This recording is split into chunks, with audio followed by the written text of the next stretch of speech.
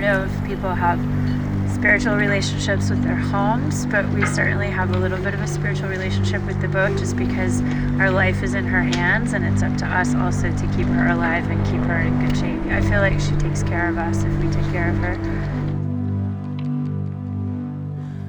My name is Heather Richard, and I live with my 3 kids in Galilee Harbor on this boat.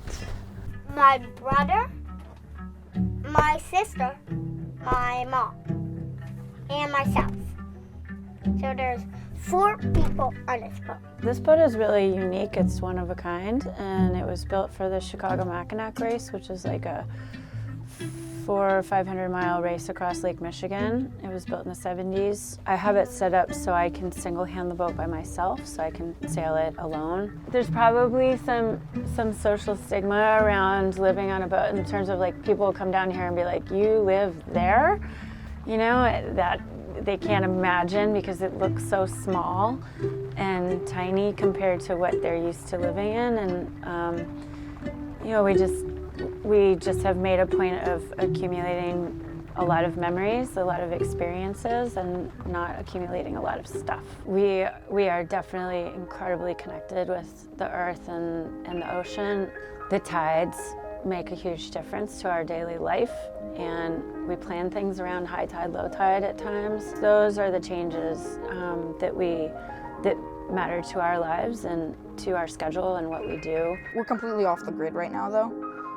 So we have solar panels. We burn very little fossil fuels. We generate very little trash. We use very little water.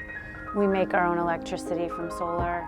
We're probably in like the top 1% of America as far as being low impact on the environment. It's just a more environmentally sensitive way to live. This boat was built more for sailing performance, and so the living stuff is minimalistic, I would say. So we can definitely be minimalist. Like, we don't need a lot to survive. It's pretty small, and I like living in small spaces because my room has always been really small. I really just have a bunk right now. It's kind of difficult sometimes to have like a little kid like Sawyer living on a boat because he can be loud and annoying and rambunctious. When we're on the go and we're on the boat 24 hours a day sailing somewhere, it's tight, it's small, and we're together all the time, and we do get sick of each other and we fight a little bit. And the 2 teenagers, especially because they're close in age and they're really different people, they tend to fight a lot. But my sister is probably the one who is like not the best at coping with so many people in such a small space. I fight with my brother all the time. She really gets the sickest. Julius and Ava are always fighting with me and themselves.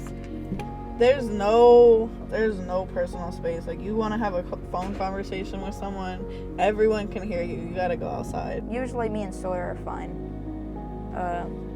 He's super cute, except when he's grumpy.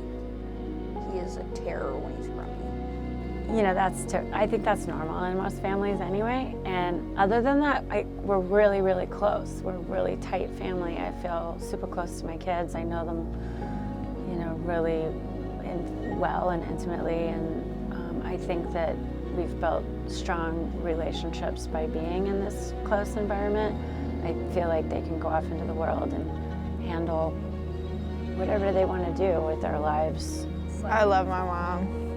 I love the way she raised us. She raised smart kids. She raised us very, very aware of our surroundings, very aware of the politics of our government, of our world, of all the things wrong with it, of our environment. She raised us very aware of our health, of our bodies, how to take care of our bodies. She raised us to be kind, and she was kind to us. She's always kind to us. She's so loving. And she raised us to be like strong and independent, and I really love my mom. But just the motion of this boat and how she moves in the water has a very specific feeling to me, and it's the feeling of home, for sure.